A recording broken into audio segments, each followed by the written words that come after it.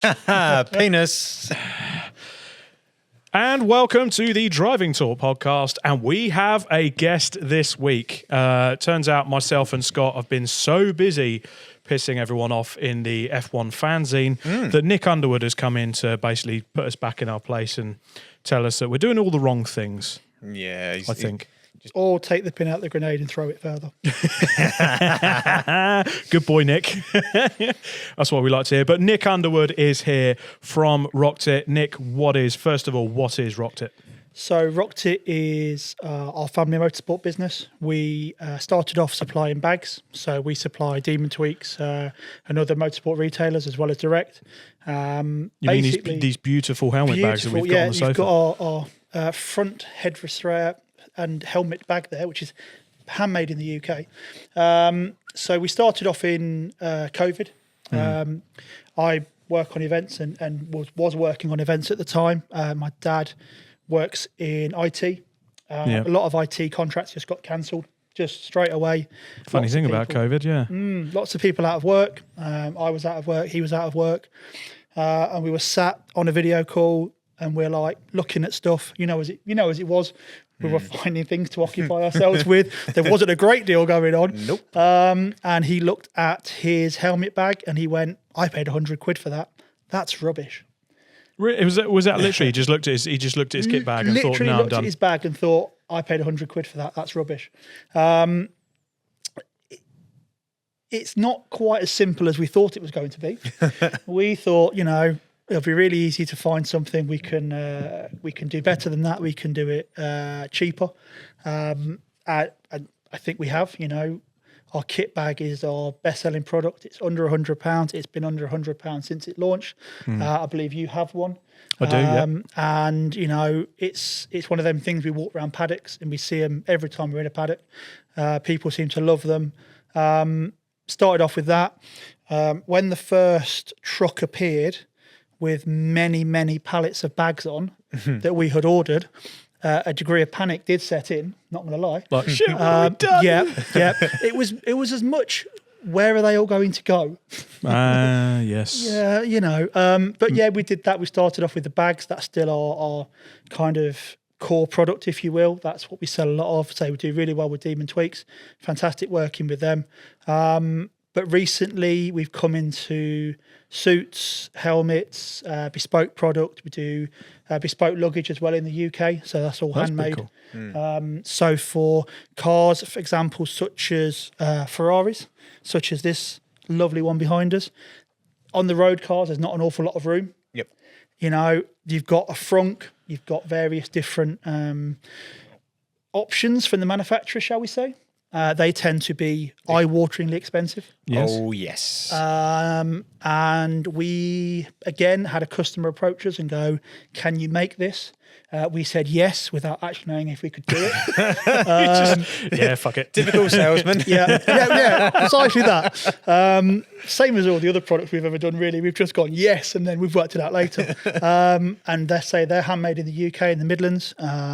They are bespoke. We do different materials. One of the ones we're most proud of was for a Ferrari, actually, where a gentleman had a grey with 2 dark grey stripes over it. And we managed to line the stripes up so that when the front was up, the bonnet was up, the stripes continued. We did measure that Dad did measure that about 10 times before he sent it to production. And he kept going back to Simon's car. And Simon had come over and talked to me, and I'd be like, where's Dad gone? He went, he's measuring the car again. It's like, right. Okay, we want to get that one right. But yeah, we do all sorts. And just from a love do you know what? That shows, to me, straight away, your dad, bless him, doing that, it shows he cares. Oh, yeah, so much. And that's one thing I found in look, Scott, you could probably hark to this as well. You find that a lot of people want stuff done cheap. Yep. Cheap doesn't mean good. Nope. And there are a lot of companies now that sooner take the money out of your hands and just run away. Yeah. Whereas your dad there has shown a genuine care for the customer. And so I say we're not from a motorsport background. You're rallyists. I am, in that I've watched motorsport. One of my earliest memories is standing at Donington when the Spitfire used to be there. and watching the touring cars come down the craners, and being stood on the craners and watching the touring cars.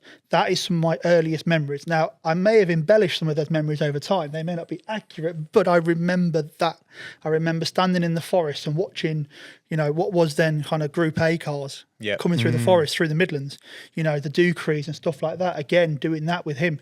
And that's where my love came from. He was rallying Mark 1 and 2 Escorts before I was born. And it's one of them things where we could have gone into other businesses. There are businesses where you can just make money. It's just a business and a way of making money. But it's the passion that goes into it as well. But and we just looked at it and we went, that's great and all. But if we're spending 40, 50, 60 hours a week on a business, why not do something we enjoy? Yeah. Why not do something that we can share together? And, we've been on, it's a bit of a cliche to say a journey, but from COVID, from literally going, this is an idea, should we give it a go? Yeah. To where we are now, it's been a long process, but we've always tried to do it right. Yep. We've not always gone for the quick buck. We've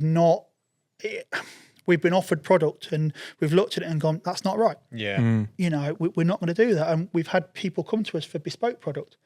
And we will say, if we can't do it, it's about doing it right and having the right reputation. Yeah, you don't want to do something that's going to damage that reputation. No, and I think hopefully people that use our product or know our product think well of it. Yeah. We always communicate and we always talk. And we're now in a position where, we've been going, a number of years now. We're now in a position where we can go, right, let's go racing again. We went rallying together. We did a series called Rally First, which I'm not sure if it's still running, which was basically front wheel drive, 1400, 1500cc cars. Yeah. That was a Lupo or the old school Polo? We did the Polo and the Lupo. And we was usually seeded about 150th. Out of about 150. We usually followed all of the four-wheel drive cars through the stages. Yeah. And we basically planted it in the tracks. Yep. Easy enough. Kept it lit at third gear and tried to get through to the end. But, we're back to that. We've got a project car, which... The Mini? That is the Mini, which is going to eventually be Mini Rally Challenge specification. Yep. Another one. So that's a supercharged Mini. Yeah. I plan on racing it as well. So we've looked at it, we've worked it out. There's nothing that would stop us just, stiffening the suspension up a little bit, taking the guards off and taking it for a bit of racing as well.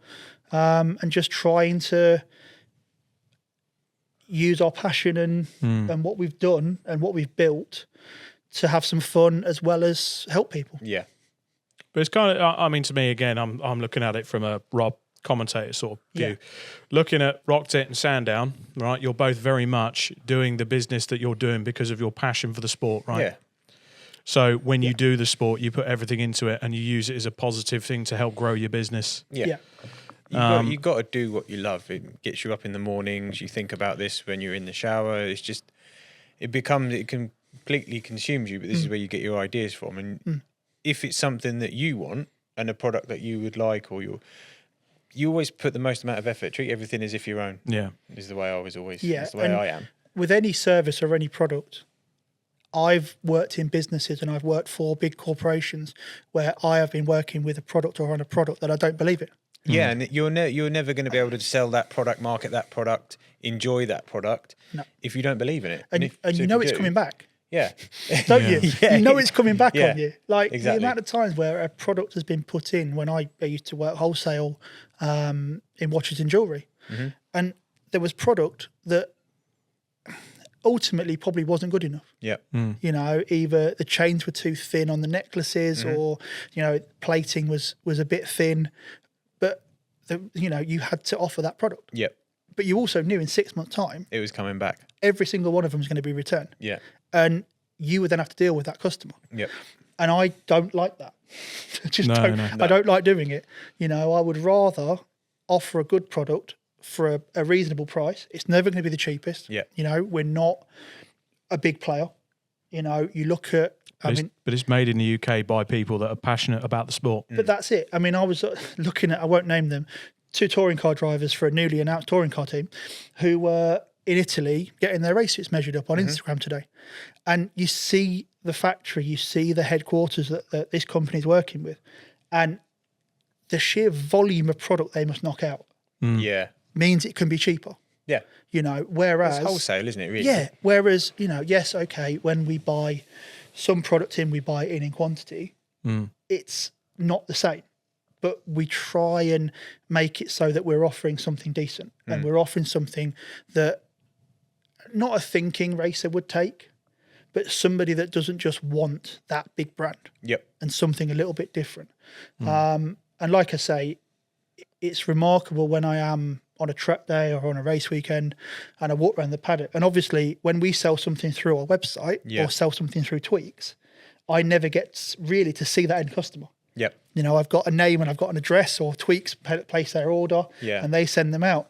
And it is remarkable walking around and going, is that your bag? Yeah, that's me.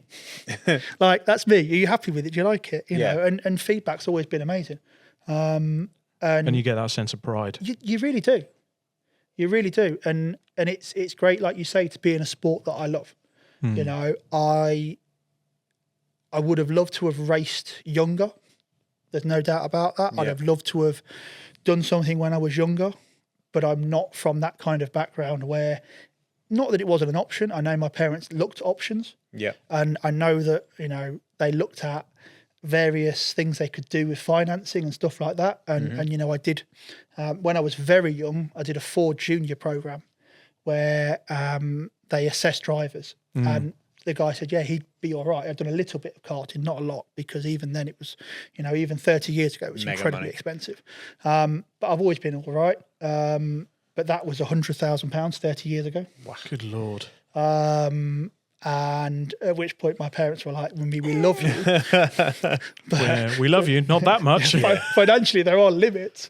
So, you know, I went through university and, you know, did the corporate thing. But it's nice to be able now to get back into it and on my own terms. Yeah. You know, and I mean, we were talking earlier about brands all-comers last year. Yeah. And, you know, I was potting around at the back in my little C1. You weren't in the rain. But I was out there. Yeah. I was in my car. I was enjoying myself. I was having fun. Yeah. And, you know, when it rained, you know, playing field levels. And we kind of had a little play with the Civic and the Fiesta, and, you know, they were, you know, doing their best and I was doing my best on very, very old Nankangs.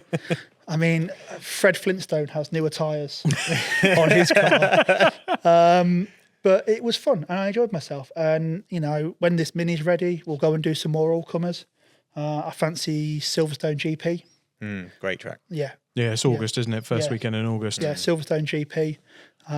Possibly brands again with the Auto Italia. And then we'll see. I fancy doing Challenger stages end of the year, November, down at Bovington. That looks fun. And yeah, just try to, you know, have a sustainable business. Have stuff that, you know, we're not going to spend all of our money straight away, but at the same time, have fun. Obviously, since you've started the business up in COVID, it's not exactly been the happiest of times for a business in the years since, with various scandals, Liz Truss, timing's never been a strong point of mine. No, that's a good point. No. But how has that affected you? I mean, how tough has that road been? I think it's strange for us because we've never known anything different. It's not like you had the success before, so this has become the norm as such. This is the norm for us. Like you say, this is what we're used to. And we're used to the battles that we've faced since we started. Yeah. You know, I think relatively speaking, like I say, we're not motorsport born and bred, our family. So everything we've done, we've come into and we've met people for the first time. You know, so when I've met you or when I've met you, you know, it's not like it's, but I know your dad. Yeah. No, that's very true. Or I know your family, or your dad raced this, or your family raced that, or you were in karting. Because I've come to it a little bit later. I think it's, for us, it's still all new. Like, you know, I don't know if it's imposter syndrome or what, but it is that still thing of what's that? My stuff stocked in Demon Tweaks. That's still a big thing for me. Yeah. Because it's still, that's a big brand to me. Yeah. And that's a big thing to me. Demon Tweaks was always the one that when we tried to get into motorsport, even when I was in college, just looking at motorsport, the first thing you do, I mean, the Bible comes through every year, and it's a Demon Tweaks catalogue. Yeah, I've been looking at it since I was 12 years old. Yeah, exactly. And you're in the Demon Tweaks catalogue now. I've been in there 3 years in a row now. And every year I open it up and I'm like, that's mine.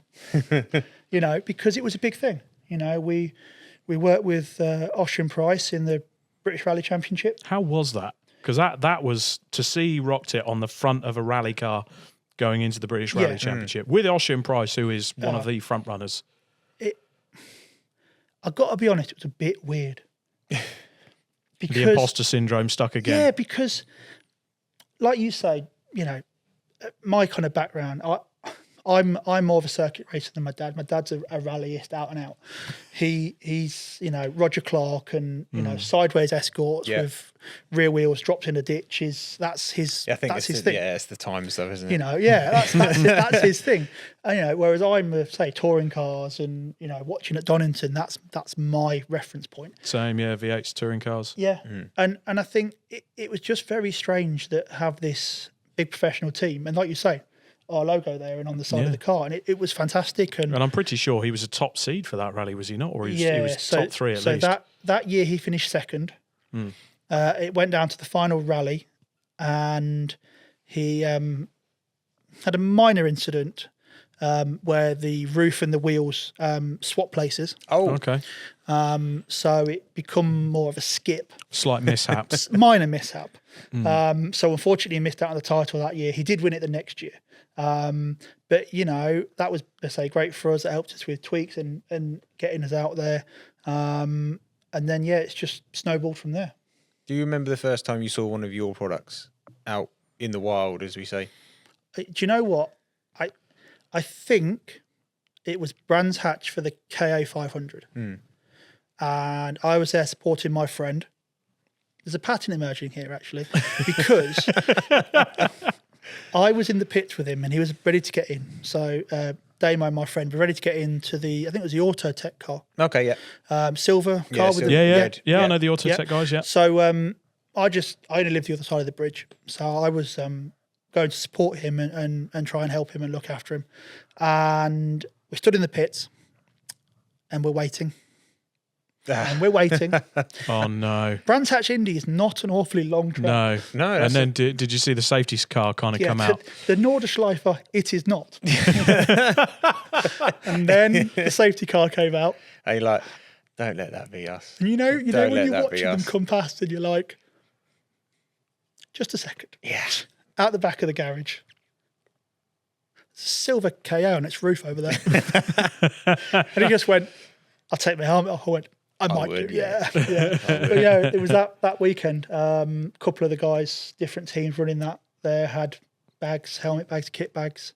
It was fantastic because when you are a product or a brand or when you're in the sport, having kind of that endorsement that your product fits their needs and is what they want, is fantastic because when you're on your own, it's like doing a track day, isn't it? You can do a track day and you can bang around all day and you can go, really fast, can't you? Yeah. And then you go down the pub and tell your mates, I was overtaken left, really right fast. And centre. Yeah. And it's that thing of going, I've got this brand and we're doing this and we're here. Then you get to a race weekend and you've got a reference point. Yeah. You suddenly go, oh dear.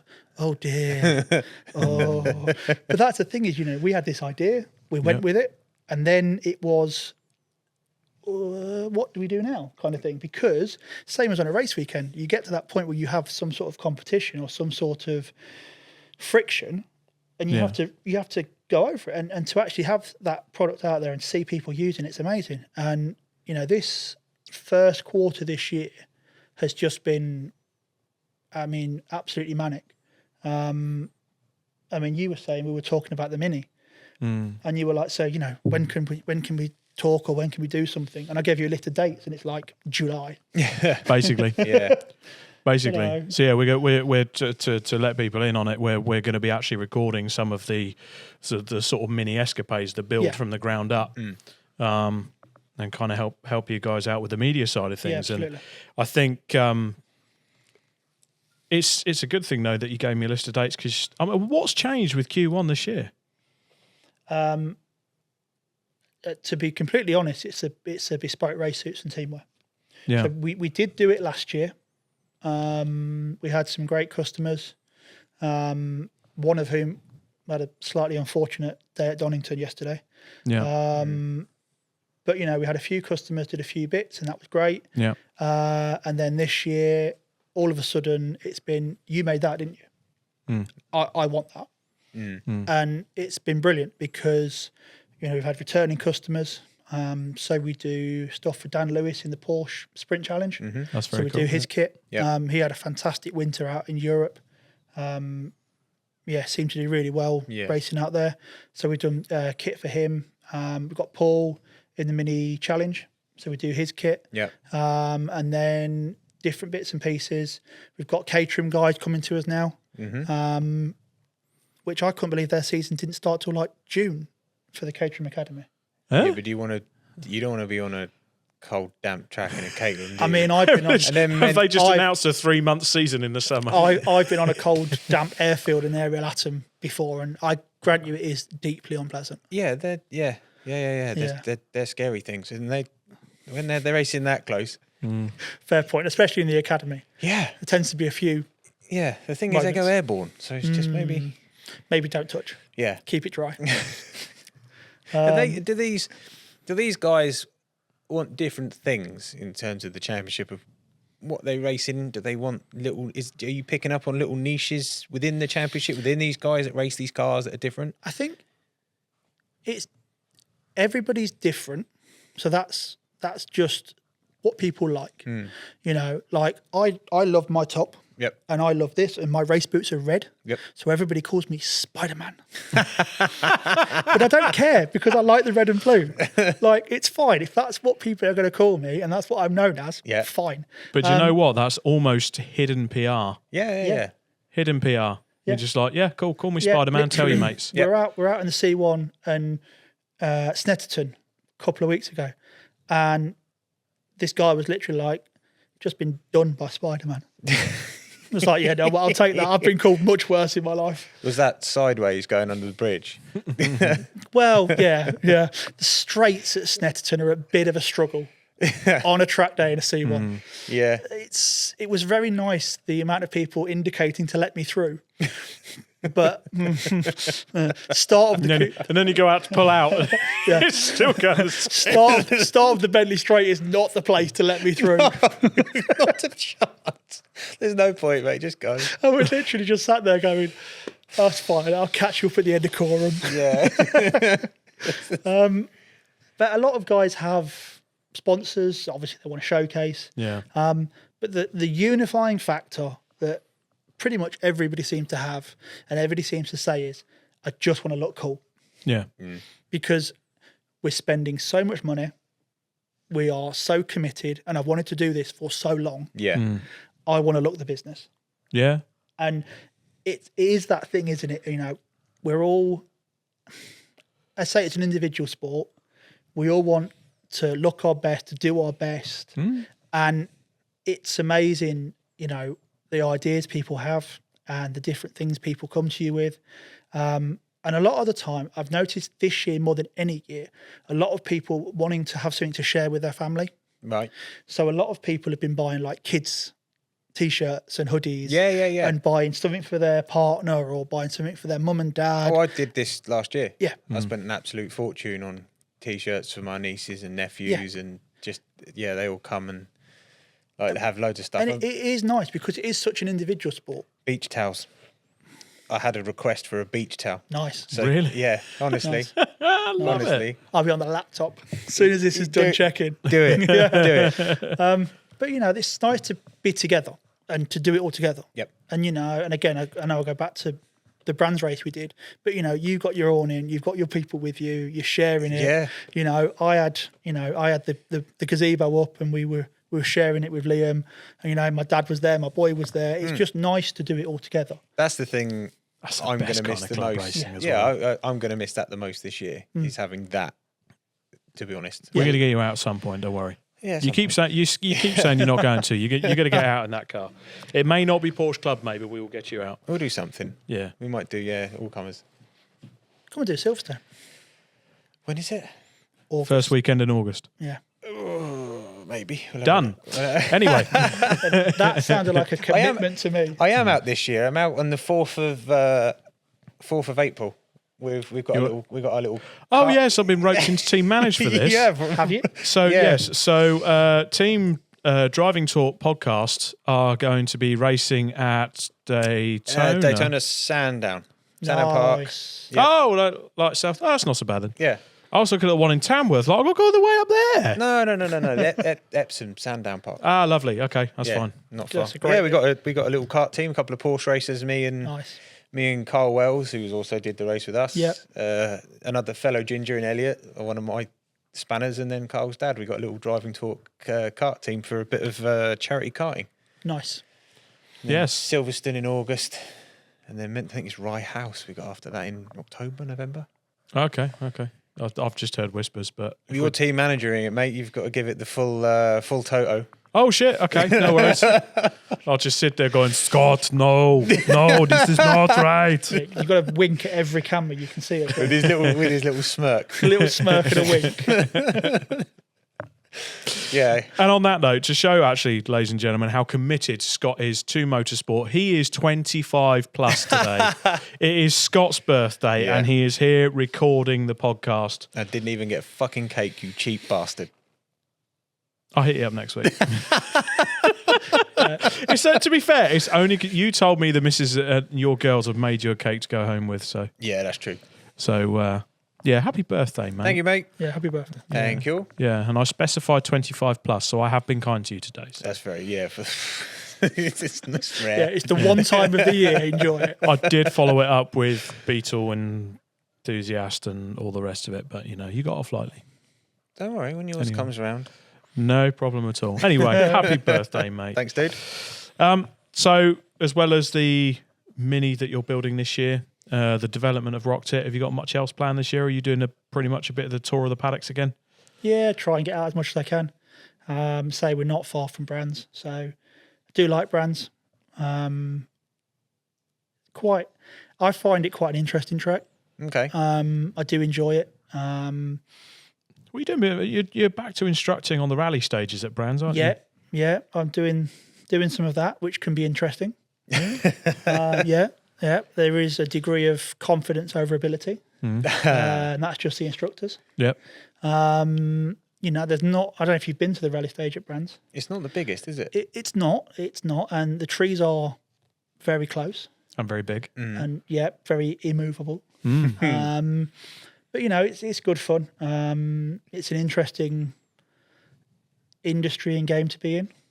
Because you've been instructing for a while, haven't you? Yeah, so I've done a lot of experience days. Yeah. Kind of working with different companies.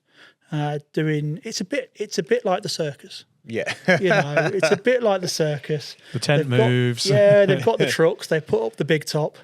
There's a few clowns there, but it's an interesting thing to do. It's one of them things that I think looks much more exciting from the outside, from being in. I would agree with you on that one. It's one of those things where you get told regularly that it's the best job in the world. Or as I get told, you're living the dream. Living the dream, yeah. And on a sunny day, it can be great. But when it's pissing down, with the right customer on a sunny day, it's great. In a storm, sat in a supercharged aerial atom with just a brake pedal for company on an airfield, it's an interesting way of making a living. And I think what a lot of people don't get is how difficult some of these cars can be to drive. You watch YouTube, you watch Top Gear, you watch these kind of things. You see Chris Harris drifting a car around a corner. He's been doing it for years. And how many takes? Yeah. Well, yeah. You don't see the takes that he does. And he's also a rallying man too. Yeah, and a very talented driver. Yeah. You see a Jim Carner, a Ken Block, a Travis Pastrana, and again, they don't do it in one take. No. They have many attempts. They practice. It's choreographed. They assess it's all, it. Notice that Freddie Flintoff or Richard Hammond wasn't mentioned in that sentence. No, well, yeah, yeah. Freddie Flintoff is still one of England's best fast bowlers to ever live. Yeah, 100%. Driving, not so much. No, yeah. Don't fancy a three-wheel Morgan. No, No, definitely no, bless not. him. No. Mind you, he did roll he rolled a hearse as well, Yeah. didn't he? Rallying that, it was brilliant. Yeah, and didn't he have an Aston off as well There's a at few. Dunsfold? Oh, that's a hell of a three-peat. A Morgan, a Hearst and an Aston. That is Get that on your proper bingo job. card. Yeah, so I mean, some of them are very hard to drive, and a McLaren 720 has 720-ish brake horsepower. Animal. Yeah, Absolute animal of a car. and all the traction control in the world isn't going to stop you No. if you bury the throttle too hard in second gear. No. No. You're going to get all 720 of them ponies, and away we go. Yeah, yeah.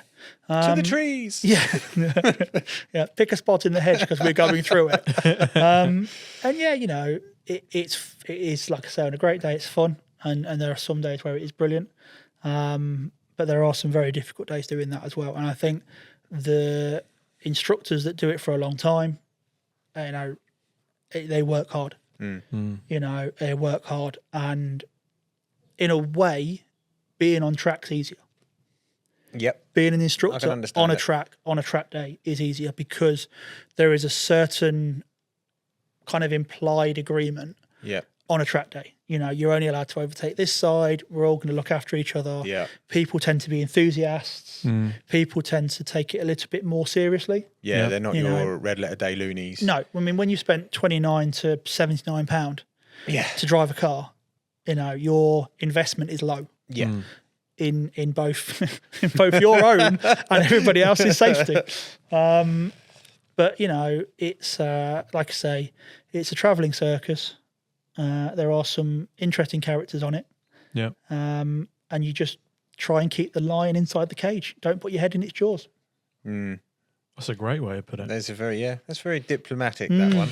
Right, it's because I'm sick of the abuse being thrown at me online. Yes, I get it, people. I'm fat. Don't care. What's the views on Formula One? Jump into that. Because that's what I'm. And now for something completely different. How did we segue into that way? That really, really grown-up way of doing it. Of going, yes, dickheads, I'm fat. Yeah, but that's not going to get views, is it? Purely that real me being nice. That's not where the algorithm is. Yeah, no. only because the question I was going into, I wanted to ask you. Oh, was there a question implied? Yeah. I just thought it was a statement. No, it was just. Where is the opinion board? That's the point. Oh, the opinion board's gone missing this week. But I'm sorry. I want to know your opinion on Formula One we this need year. to get Miss Marple on the case immediately. Right. We need to take a break because I'm going to go and get this opinions board. We will be back after this. I think we need a fact board next as well. I'm fat. Fact. And we'll be back after this. Thank you for listening. Don't forget to like and subscribe on all social media platforms. And don't forget to like and subscribe on the likes of Spotify and YouTube. Subscribe to listen to us for new content coming up wherever you can. Right, so we're back with the opinion board. What I was trying to segue into, it may not have seemed like a segue, but the internet's been calling me fat because of my views on Formula One. Dude, it wasn't a segue. You bursted through the door like, oh yeah, with that one. I did. But when you've had a week, a brick through the front window. yeah, but when you've had a week of a guy going 350-pound dude talking about motorsport, he couldn't fit in a Buick. I've raced for 10 years, man. Give me some fucking break. Anyway, Nick, your views on Formula One this year? I think it's overly artificial. As you've previously said, don't put it on the internet for fuck's sake. Yeah, don't read the comments. As you've previously said, we often view things rose tinted, and I get that. I've never been a massive Formula One fan. I like it. It's motorsport. It's racing. I'll watch it. been to a few races. You know, my wife is a bigger fan than I am. Who's her favourite driver? Her favourite driver of all time is Jenson Button. Oh, very cool. It's pretty face. That might be the reason, but Okay. but you know, she's a massive McLaren fan. Has been since she started watching. My problem with the current season is, like I said, it just feels very artificial. Yeah. And my general opinion on motorsport generally is that it's overly geared towards entertainment. Yep. Yeah. And it's overly geared towards the casual fan. The Drive to Survive era. Yeah, I mean, I look at something. So I look at IndyCar, and they're very open and honest. Yep. You know, you watch it. It's a very slick show, but they're always pretty open about the fact it's entertainment. Yeah. You know, Yeah. the cars are spec. They're not trying to hide anything, are they? No, the cars are spec. The cars are spec, but they're getting pretty old. Yeah. Yeah, you know, you've got push to pass, which makes it more entertaining, Yeah. but it's not pretending to be Something it's not. something it's not. It's not pretending to be But the it's- very, very It's pinnacle got a of push to racing. pass, but everyone's got the same push to pass, and you Yeah. don't have engines that can go about 3/4 of a way down the straight because it's super creaming or whatever it's called. Super clipping. Well, yeah, Gay. it's like I say, I love touring cars. I always have. I think things like balance of performance, Yeah, reducing turbocharger, boost, which you have in GTs and touring you know, cars. Yeah, with this I get kind of that. thing, is life isn't equal. no, but It's you not. got you need it. You do need it for the show. At the end of the day, racing, whether we like it or not, racing is an entertainment sport. Yeah, Because to a point. To a point. But To okay. a point, because without if you don't have fans, you don't have sponsors. If you don't have sponsors, you don't have the money. and you don't if you go don't have racing. the money, you don't go racing. And it's got But to be if you look at- televised. If you look at other sport, Yeah. So I also love my rugby and my football. Yep. yeah, You don't take Man City You're and not a tie City their fan. shoelaces together. You're not a City fan, are you? No, I'm a Leicester fan.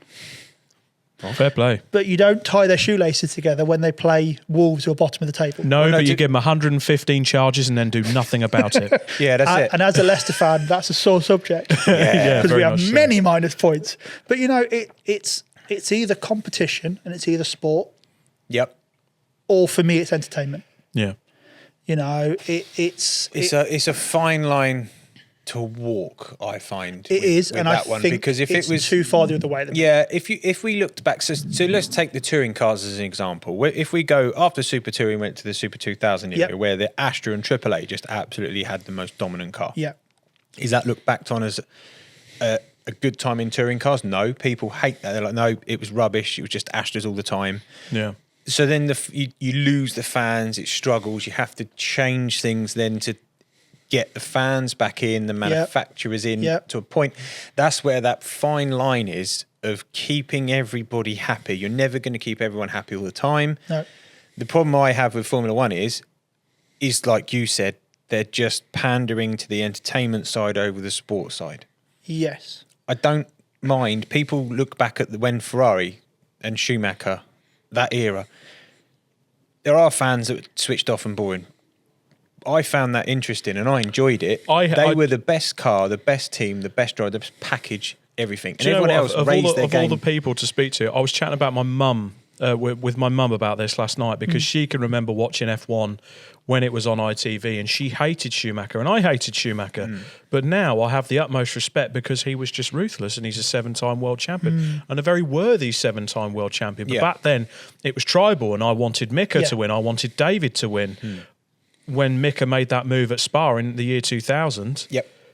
that was the best thing ever. And you Yeah. had moves like that. But I also remember that there were times where you barely had 6 cars finish. Yeah. And the V10s were blowing up left, right, and centre, and they were so highly strung. And Frentzen switched his car off when he was leading the German Grand Prix in '99. Panis won the Monaco. Panish won at Monaco Monaco because because everyone everybody else was crashed. gone. You Or know, blew up. but I think that was entertaining and unpredictable, Yeah. Yeah. And but pure. not artificially. No, because it was entertaining because of the racing Yeah. and because of the unreliability and the rules. That was the entertainment along Yeah. with the...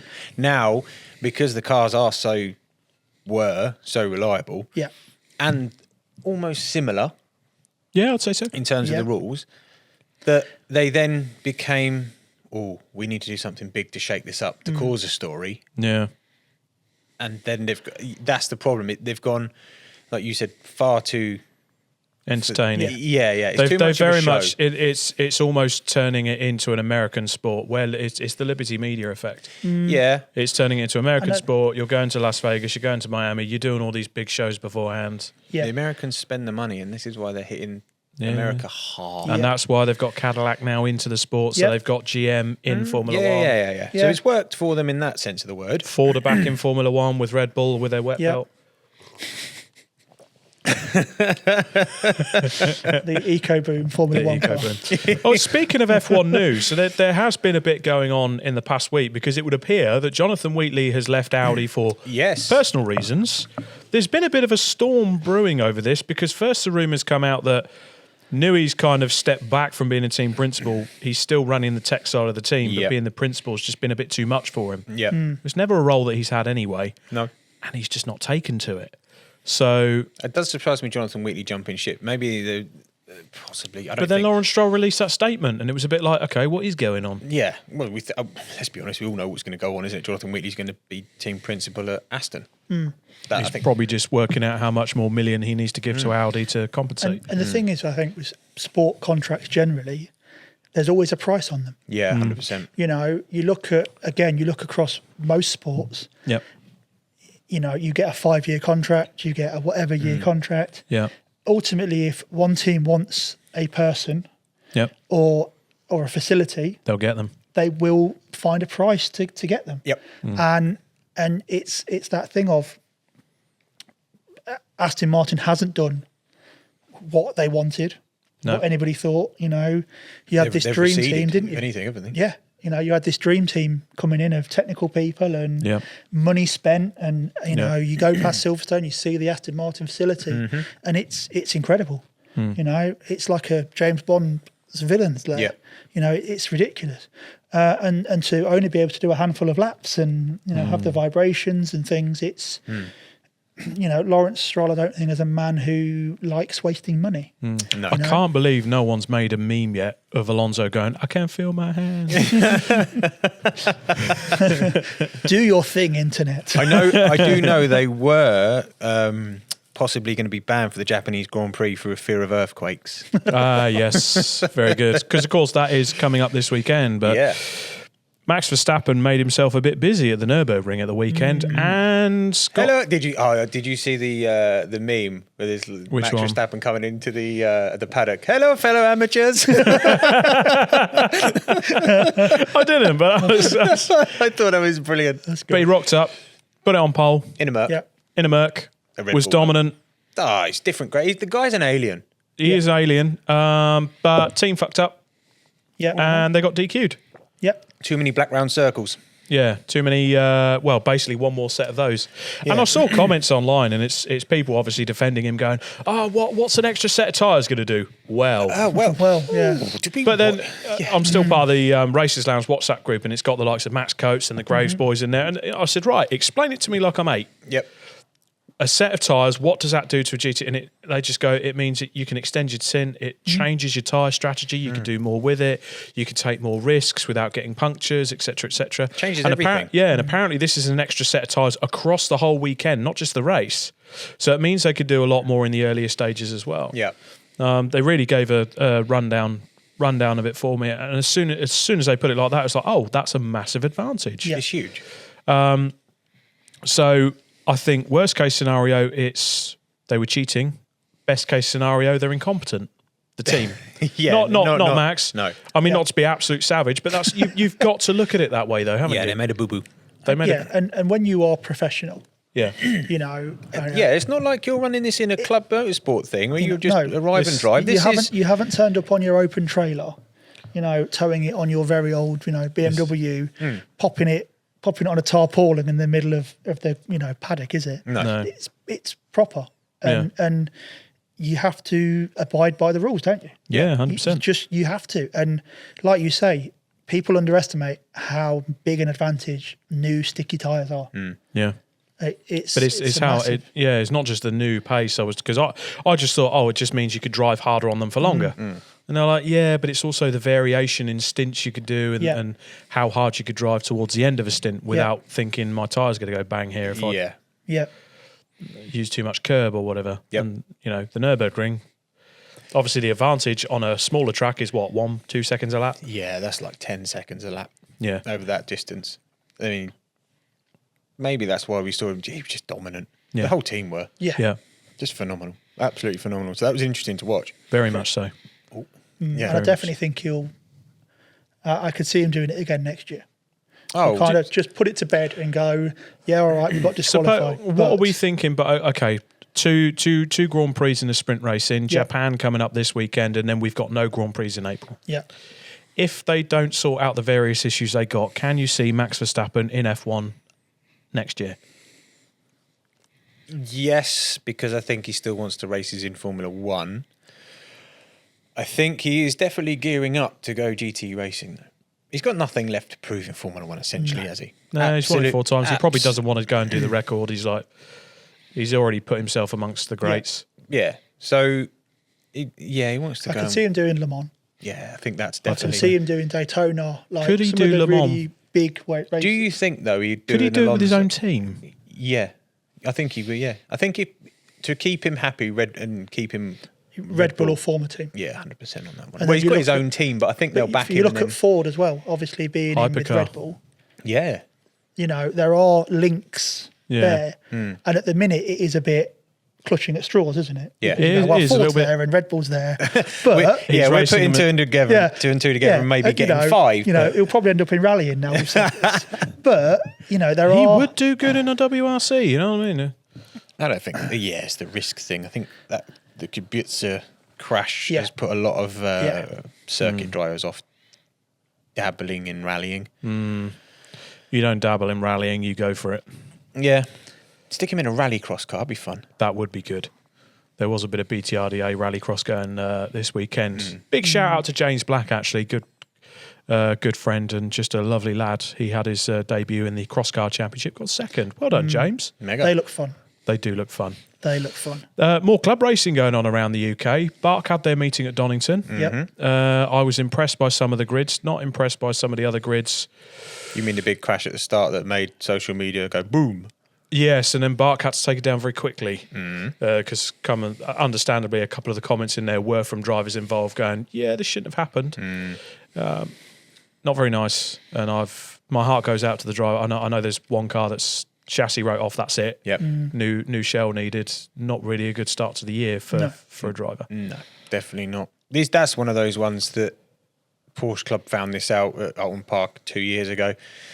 Sometimes you just need to stagger those grids. Yeah. You do. There's just such a massive difference. Just stagger the grids is just a sensible thing to do. I mean, it's not the first time we've seen this happen, so why are we still... I mean, we've had it in modified Fords where we've had a couple of incidents off the start at Snetterton. It was twice at Snetterton, but it was one car just losing it on cold tyres and where we go. And I think we've learnt, touch wood, I think we've learnt moving forward. And there is a big steep speed differentiation in our championship because you do have the Class Cs and then you have the most basic sort of Class B cars and et cetera at the back. Yeah. And then the big cosy fire-breathing stuff at the front. And if a couple of cossies don't have a good qualifying, they come from the back. Yeah. Unfortunately, I've had it a couple of times where I'm coming from the back. I'm not as quick as the guys right at the front. But Yeah, and it's difficult, isn't it? Because you can have very powerful cars. Yeah. You had it in the MSVR all-comers, didn't you? Don't. We won't. You out qualified a few cars. That would mean that was a bit of a... We won't dwell on the fact that was under safety car, which I'd best struggle to keep up with. True story. Hyundai electric cars are quick. yeah they are. Than a C1. But you look at it and you look at the incident that was at Donington, and I'm not saying we should have a grade system. But it's all very easy to come in with lots of money and buy a very fast car. But it is under the blue. It is under the blue book, though. You do, It's being one of them. Yeah. Oh yes. But and it's also very easy to come in and kind of, I'd say, buy your way into quick stuff. But people do. You can put the money forward and into.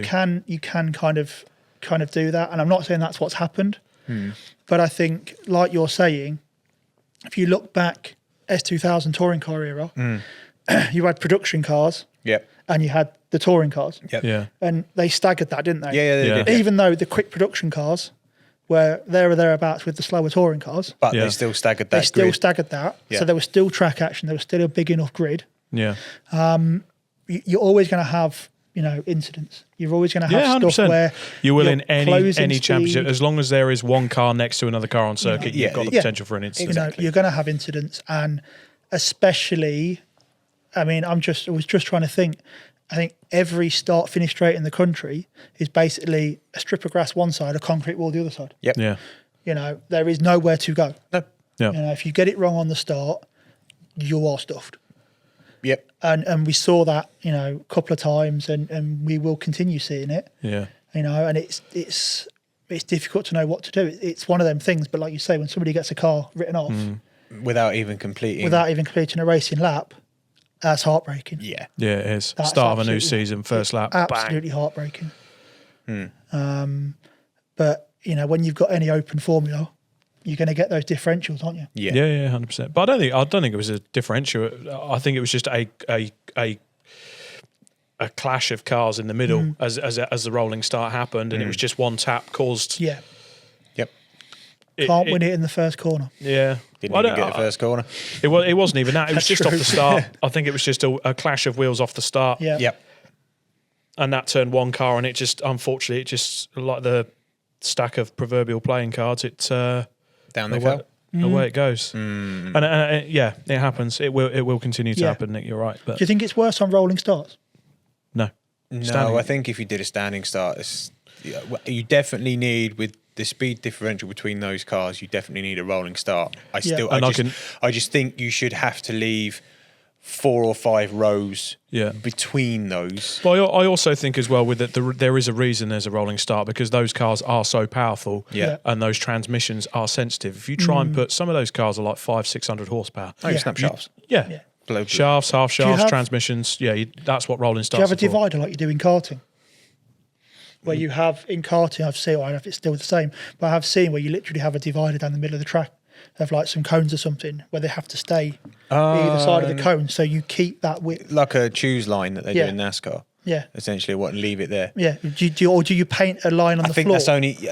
that would only work, but as soon as you get past that, it's going to happen again. Yeah. So, But then the one thing I have found with rolling starts, because I've had some before where the rolling starts happen and there's cars passing you left, right, and centre way before you've even got to the control 100%. line, and that's on the start. 100%. So I think Clarks now are so under pressure. This is no dig to any Clark whatsoever, because they're so under pressure to keep a meeting running on time. Yeah. And they're so compact now, they don't have the extra cushion of time to go, you didn't do that start properly. Do you think it would work maybe if...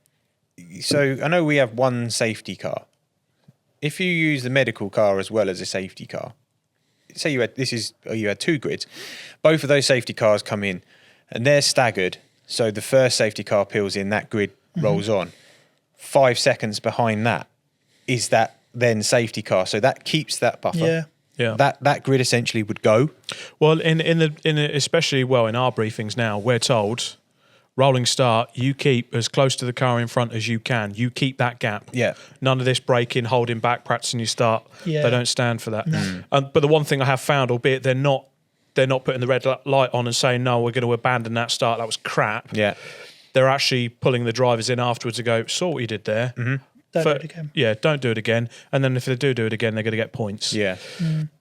So maybe the Clarks are doing it that way. Yep. The problem is it's a natural. We're going to be weaving a bit, getting some warmth in Yeah. our tyres. We're going to be stabbing the brake. But if you're going to be excessive and you're going to hold right back, that could be a problem too. Every driver's briefing I've done for the last 2 years, it was keep up with the cars in front. You know what I mean? Just be smart about this. And you still, and that's just on the sort of formation lap. But then you still get people leaving huge gaps. But that's how I got points on my licence a few years ago, which was during the safety car period at Brands on the Indy circuit, and I was following an XR2. The guy doesn't even race anymore, long gone.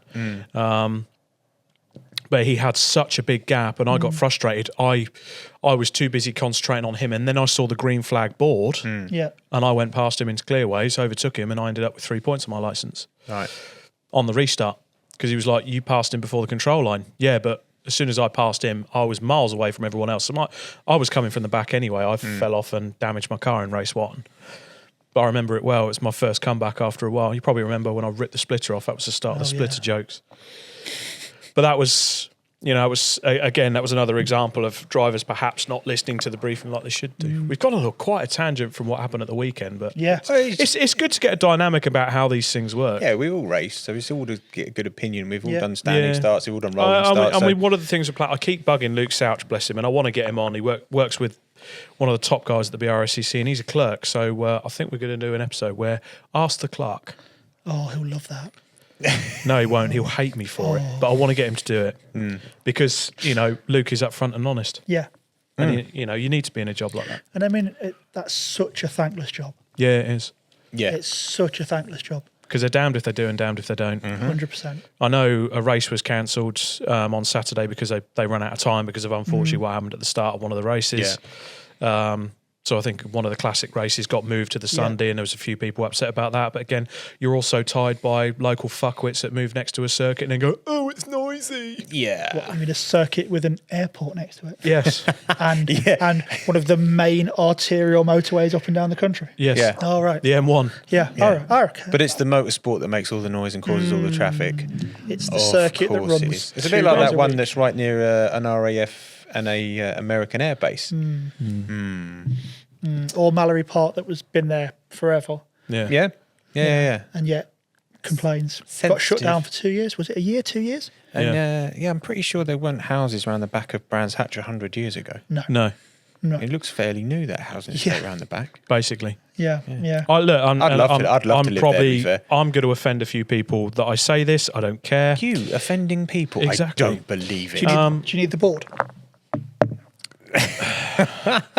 It is. Got to do this properly. It is my opinion. If you move close to a racetrack or an airport and then complain about the noise, you should immediately be put on the sex offenders register. Or some sort of tag, like with a shock. Yes. So it's actually fairly recent in America. They're starting to pass laws, certain states, that you can't that complain. you cannot complain about the noise. Yeah. Well, Laguna So- Seca's got problems because people are complaining about the noise. California.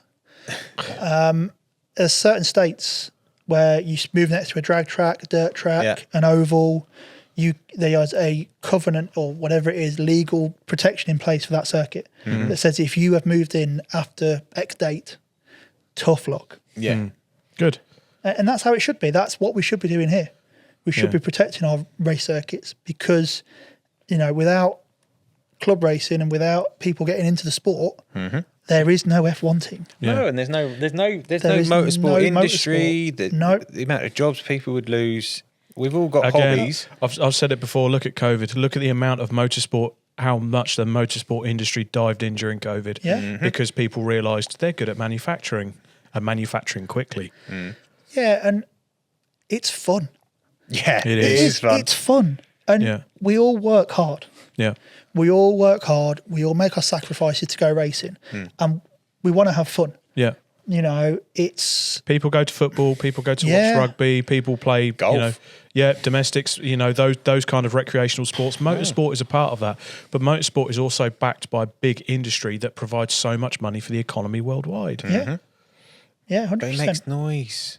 Okay. It smells. Well. You just wouldn't do anything, would you? You wouldn't leave the cave. No. Don't start a fire. It might be hot. Yeah. Careful now. Yeah. Exactly. Careful now. There's bears outside the cave. We know it's dangerous. We know it's stupid.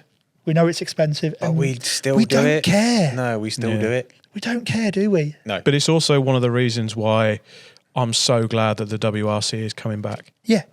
I was so worried that it wasn't going to come back to GB because of... Woke people and complainers. No, don't use woke as an excuse. I think it's the lack of common sense. Rallying has changed a lot since COVID. Yeah. So, like I've said, Dad and I did rally first, and he was rallying before I was born. We are obviously building the Mini. We're getting back into it. And can you guess how much it costs to enter a rally, a 2-day rally with about 60 to 100 stage miles? I know I spoke to a chap about the Roger Albert Clark rally and my eyes watered. Yep. You have a guess? No. Considering what race weekends for £600? Yeah, 400 to 600 quid. What we six figures? Not six. We're figures. looking at entry fees, right? So just an entry fee for a single fee. rally. Come on. So to do a stage rally in the forest, you're looking at about £1,000. Bloody hell. Jesus.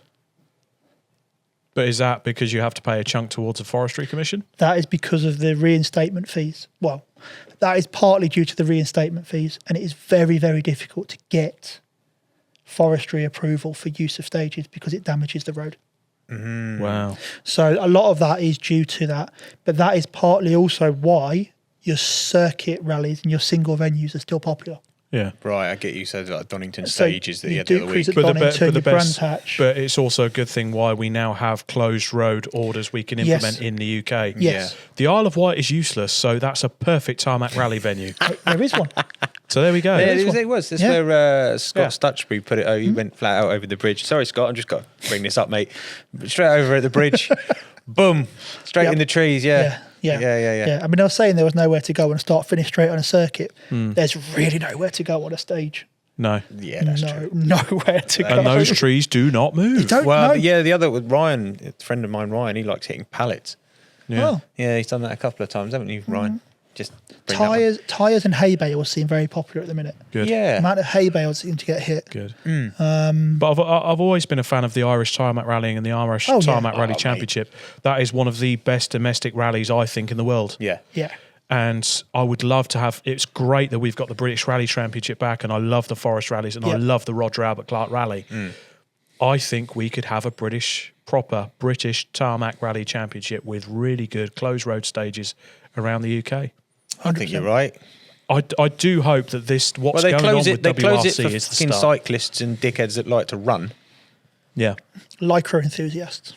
Yeah, like the weekend, trying to get around Surrey because of this bloody Surrey half. I'm going running. Grow up, put an engine in it. Yeah, exactly that. Yeah, that's why I worked 4-8 hard. over a crest. That's why I worked hard at school, so I don't have to run places. I can afford a car. Does it look like I run? Yeah, clearly not. You fat 300-pound Buick driving bastard. As I said to you, that's really snuck with you this time. And I said, have you thought about truck racing? Well, maybe. You got the look of a trucker. Thanks. But the look of a trucker. Can't take you anywhere. No, least of all to his own unit. It's my unit and I will abuse you. My house is my rules and I'm taking my ball home. Moving swiftly on, please. Oh, come on, give us another clean segue. I think I'm falling in love with rallying again, certainly as a spectator, and I'm excited for the future. So you're falling in love with rallying. Are you falling out of love with the British touring cars? That's a hell of a segue. Yeah. Ooh. That's how you segue, sweetheart. That's how you segue. British touring cars. I am going to save judgment probably for halfway through the year. Okay. I think we need to see the products because the racing is good. Oh, I didn't say that. It's just going off the conversation you and me had the other day. When was the last time that you feel excited about a touring car season? Like the anticipation. I just feel it's a bit flat. Yeah, apart from Plato Racing. Yep. I think that's given me the fizz this year. Yeah, Right. Nothing else is sort of. I wanted to go to media day, and I'd be looking at taking a day off work to go to media day, and I'd already have tickets booked to go to rounds. I reckon the last time I really got properly excited about a touring car season would be around 2014, 2015. When you still had Plato and Neil and Shedden in the mix in effectively factory cars or as good as factory deals. Andy Prio came back. He was in the One Series. You had Colin Turkington up there winning championships. You still had... You had a massive stream of quality, still different looking cars from the One Series to when the Astras came in back in the Stone Age. All through the grid, the FK2 Hondas and etc. I think that NGTC era is so underrated. I agree. We'll look back. That will be one that we look back on and go, do you know what? We didn't appreciate what we had when we had it. But it was good, and you know. I think when they came out, sort of end of S2000, yeah, they were noisier. They had the big wings on them. Yep. Yeah. You know, it was more blood and thunder. Yeah. You know, S2000s and stuff like that were very efficient, weren't they? Yeah. Yeah, because we'd gone from the big They've spending. been- They yeah, had to they be had made to be look- cost effective. Yeah, They had to cut it right down. And I think, but the production class was brilliant. yep, yeah. I think Yeah. we could go back to that and Yeah. actually maybe bolster the grid because Do you know, I genuinely think if they had a bit of nous around them, a Group N style championship could be started up and be effective somewhere in Europe, not necessarily the UK. I think your problem is price. Yeah, Because it I would be think pricey you're to do looking it. at the same kind of price as a TCR car. Yeah, there we Yeah. go. And why would you do you're that? doing 60 to 80 grand on a TCR car. Yeah. Yeah, Easy. Yeah. I think the cheapest one I And think then, I heard of was 40. you know, again, going back to casual fans, TCR cars have got big wings on them and Yeah. spit flames and that. Yeah. And also manufacturers can make them relatively cheaply. yeah. You know, they can produce them. But I think a part of what is, I love Tom Ingram, I love Yeah. Ash Sutton. Yeah. I like the fact there's a bit of needle there. Have you I'm seen- liking the fact that Dan Rowbottom has potentially got a bit of needle with the Napa team. Oh, it's definitely. You need that rivalry. I said this about V8s when now that's starting to kick off a bit down under between. You need that rivalry. You do We need had it, that. yeah. Plato on the grid was a good thing because he would wind other drivers up and piss them off and didn't care. I think in some of Jason's interviews this season, we're going to get a little bit of Robo versus Napa. I think there's going to be. there's gonna be. But you know he- what he's like? He's perfect at marketing and Say brilliant. he gets marketing. Yeah. Yes. He gets showmanship and Yep. he gets, I say spectacle, but he gets that attention. Yeah. That is why he's able to put together commercial deals. Yep. Yeah. And a lot of people, not just racing drivers, people are afraid of conflict. Yeah, they are. People are afraid of saying their opinion. They're afraid of somebody disagreeing with them. Yeah. And a lot of people come across very vanilla, which is why you end up it's Well, I think- self-funding. Do you think a lot of it is, though, the fact that everything is now recorded, whether things are like podcasts or whatever, so that it can always come back and haunt you at a later date? Yeah, yes. But if it's racing and you think somebody fired you off, it's not the end of the world to say Yeah. that plonker fired me off. No. And people don't, do they? People No. are very, Oh, they're- no, I can't everybody's say media that, trained. yeah. Everybody goes through media training. And for some people, that is necessary Yep. Yeah. because they can't talk. Yeah. They don't have that confidence Yep. Yeah. to just stand in front of a camera But you need and a a mic. character. You need a bit of ticker. See, You I need love, something about you. and I'm not being biased because I've met him and he races with the C1s. I love Josh Cook. He's very quiet, but you also know for a fact, you can tell straight away he's a bit of a prankster. He likes a bit of a laugh and he just gets on with it. He kind of, Josh Cook kind of reminds me as a V8s fan as well. Glenn Seaton, silent assassin. Lovely to interview, bit of a cheeky streak about him, but in a car he's ruthless. Yeah. It's like, no. Yeah. Some of his drives at Thruxton last year were absolutely phenomenal. Yeah. Oh, yeah. He had the big crash in qualifying. They had to rebuild his car, and he came up blood and thunder through the field Yep. onto the podium. Unfortunately, lost it because I think he had a ride height issue with a damaged splitter or something, Yeah. which was gutting. And that's a Josh Cook I love to see. Yeah, and he's been at the top level for a few years Yeah. now. Yeah. Because he's interesting. He gets in front of Yeah. cameras. Yeah. People want to hear what he's got to say. Yeah. There are many, many people that have come and gone in top level motorsport Yeah. Because who they- can drive, But they don't. but they don't Bring- command interest. Which do you think then that someone like Senna Proctor losing his drive now and has had to go and essentially get a test driver role? Do you think, because he's a lovely guy, but I think Jake Hill going was a big loss. We did that. That was one of the first reels we did, and the comments we had to some of that. Yeah. That was one of the first reels we did when we relaunched the TikTok channel and relaunched effectively what the Driving Talk podcast is now. The new series. That was like episode 1 of season 6. Yeah. We're now 20 episodes on, and we've kind of roundhoused and we're back to talk. I think Jake Hill, losing him was a big factor. He was the villain, because if you watch the comments about Jake Hill, Yeah. he was very Marmite to a lot of people. A lot Yeah. of people were not happy with the way Jake Hill drove. But he was, to me, Plato. A touring car driver. He was a Yeah, touring he's car a touring driver. car driver. He was playing the touring car He's- driver. he's But a then he touring can car get in a driver. GT car, and my God. Yeah, but I he think can get in anything really. He's Yeah. just one of those. He's one of those that whatever he turns his hand to, he's good at. yeah. Yeah. I'm of the opinion for saloon cars, Yeah. you have to expect a degree of body contact. Yes. Yeah. It's not GTs, it's not sports cars. If you're in a TCR, a touring car, or whatever, there will be a time when somebody rolls off the brakes Yeah. and pops you on the rear bumper to remind you they're there. And There is a time when you're going to turn in Yeah. and there's going to be 6 foot odd of saloon car where Yeah. you weren't expecting it. Yep. Yeah. And the very best drivers, you look at the people that are constantly at the top of the touring cars, Yep. Yeah. are able to do that, but Yeah. do that in a way that is almost professional. Yeah. You know, they don't fire people off. Yep. They don't deliberately nudge people into a spin or a slide. But if you, again, this rose tinted thing, if you go back and look at touring cars of old, you know, one of the most famous, if not the most famous incident was Clellens and Soper. Yep. Yeah? You've got a bumper hanging off a 1BM. You've got his teammate blocking him Yeah. and then firing him off. You know, if that was today, But that was for the role of the manufacturer. But yeah, if that was today, there'd be race bans and there'd, you know, The race with respect would be brought in. The internet Yeah.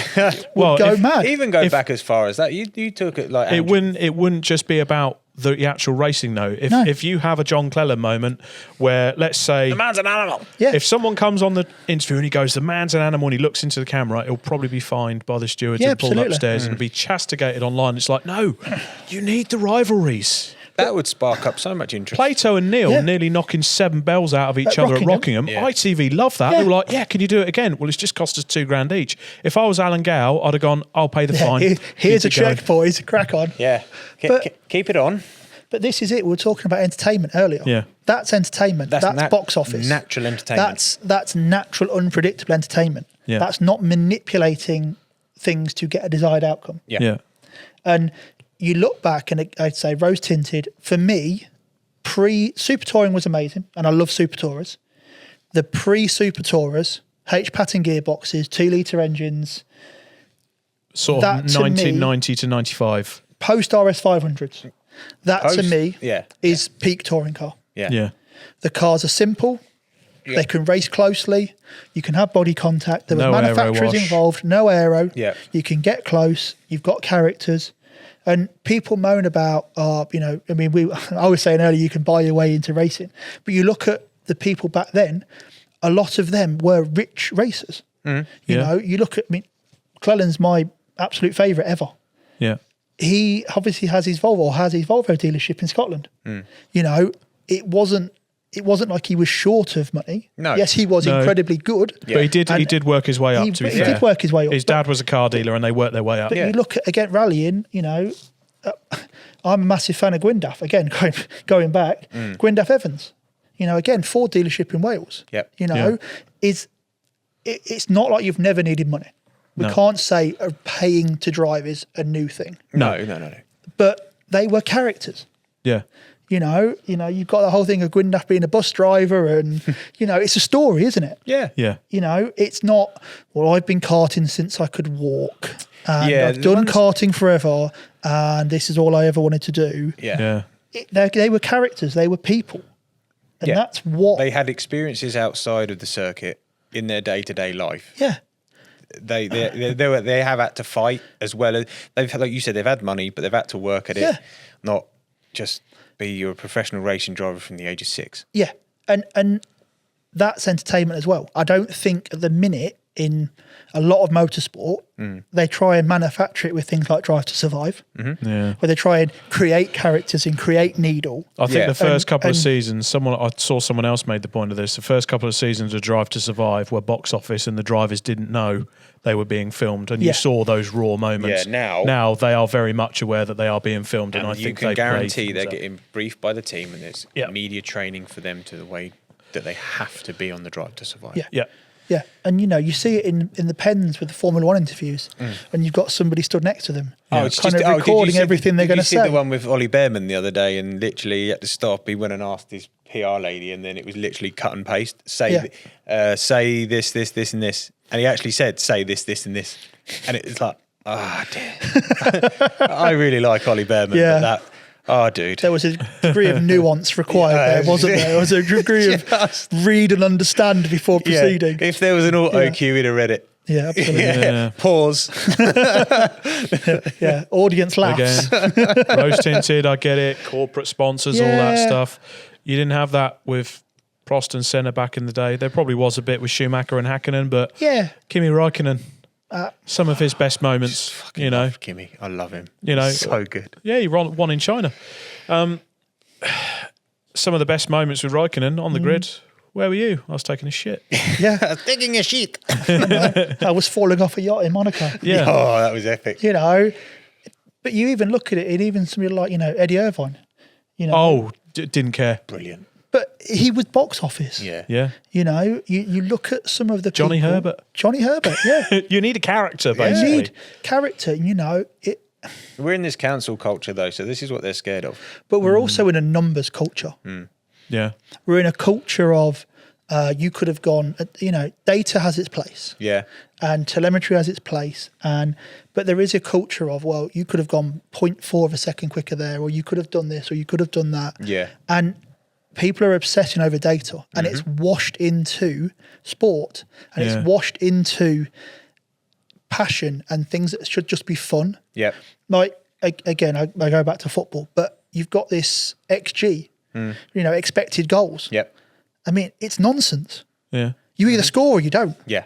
You know, We're not robots. we're not robots, and you have to react in the moment. Yeah, Yep. you do. And you can say, oh, well, you should have gone quicker through that corner, but you've got no idea what's going on. There could have been a gust of wind, the sun could have been in your eyes, there could have been a car in your peripheral. Like, there's all these things that you just don't account for in numbers. Yep. Yeah.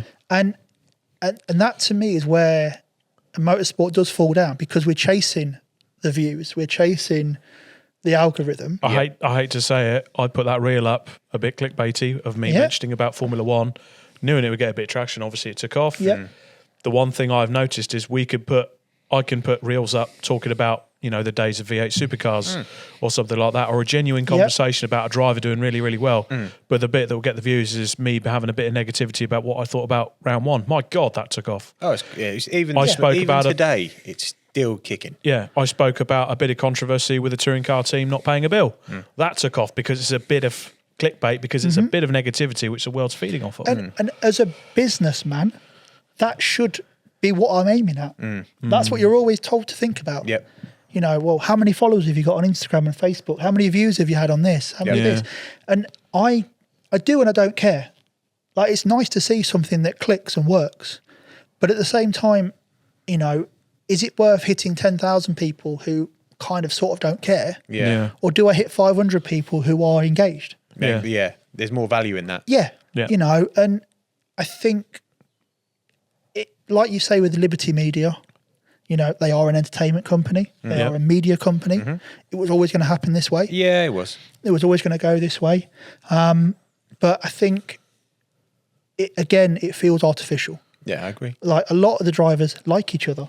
And I don't understand why liking each other and being friends is so difficult to accept. Yeah, no, I don't get that, because a lot of Again- the drivers, if you go again, we go back, but a lot of the drivers in the 60s, they used to holiday together. They used to course they did. sit around with their families, mate. I've got friends within that paddock I've raced with. You have, and you have. Yep. As soon as you put that helmet on, Oh, you're a twat. yeah. Yeah. I don't give a shit about you. I will lunge you. Yeah. Yeah. I will door you if I have to. Yeah. Yeah. But Hunt and Lauda, one of the biggest, Yeah. fiercest rivalries in '76, and they used to room together. you know, and it's difficult to reconcile, isn't it? When you Yeah. know everybody's friends and Yeah. you know that we like each other. Granted, there'll be people in the paddock we don't like. No. You can't like You everybody. can't like everybody. But for me, one of the best things about motorsport is the fact that we do have a shared interest. Yeah. And Yeah. we do get on with each other. Yeah. But when the helmet goes on, But when the helmet goes on, it's you know, everyone for themselves. and the funny thing is, Clenland and Soper got on. yeah, still do. Yeah. Yeah. You know, And there are rivalries You know- where people don't get on. Clenland and Harvey. but that's okay. And it's that thing of, like I say, is we can have entertainment, we can have something that appeals to a broader spectrum of people, Yeah. but I think we artificially manipulate it way too much, and we create issues that aren't there. And that's the thing is, same we were saying about Formula One earlier. You know, were the old rules really in need of a desperate change. Maybe not, but there were teams running away with it. Yeah. We always get to that cycle where you have to change things. Yeah. Cars just got a bit too wide.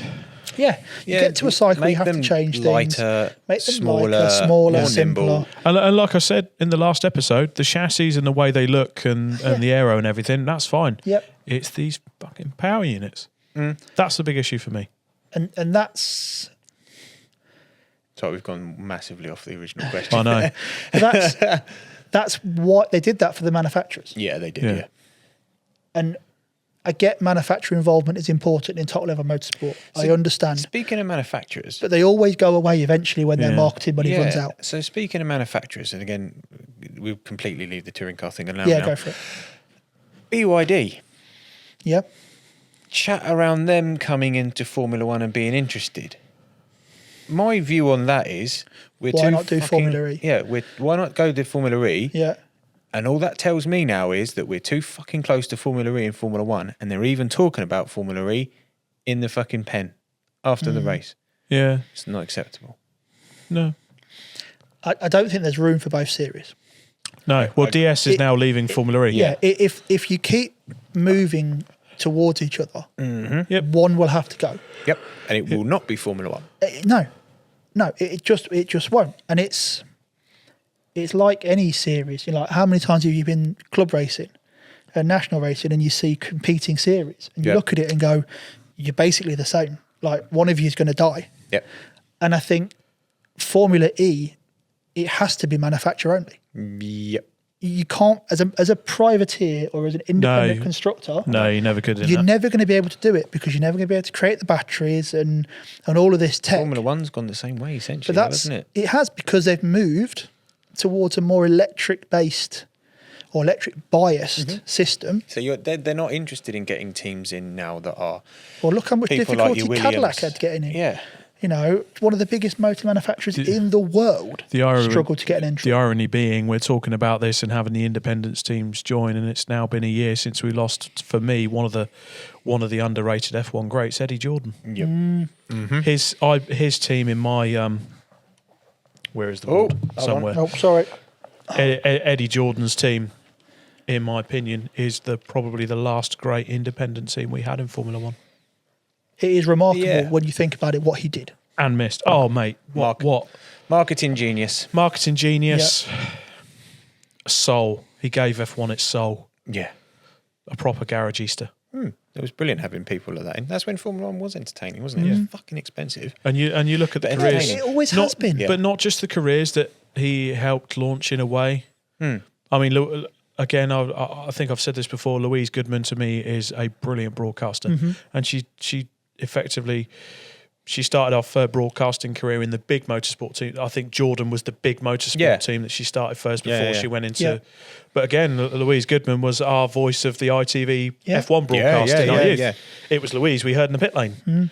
And, she started off at Jordan. So Eddie Jordan has been responsible for so many things in Formula One. And I think when you start missing having people like with the likes of him in Formula One, you miss the soul. You do. There's not much going on in there, is it? At the minute, is it? No. Got Will Buxton now, and it's a little bit. Yeah. But I don't watch Drive to Survive, so I don't know what's going on there. No, I've never had a Netflix subscription, so fair enough. I haven't watched. I can't afford it. I'm into racing. Brilliant. Well, dear. Nick Underwood, it's been an absolute pleasure. I think it's looking at the timer. Yeah. It's been nearly an hour and a half of chatting away. That's all right. And we've done a couple of short ones, so we had to add this on. We had to have a lengthy episode, and Nick, it's just a pleasure to have you down. Pleasure being here. Lots going on. Japanese Grand Prix this weekend. Yes, looking forward to that. Media Day to come up with the touring cars. Mini Challenge have had their Media Day. We'll probably cover that next week. And the club racing season has kicked off into life. Yes, it has. But from Rob Lewis, from Scott Evans, and from our valued guest this week, Mr. Nick Underwood from Rocked. Don't forget, like all the socials and stuff from Rocked, have a look at their range. They do a nice range of goods. They do, yes. I approve this message. But from us, it's goodbye for now. See you later.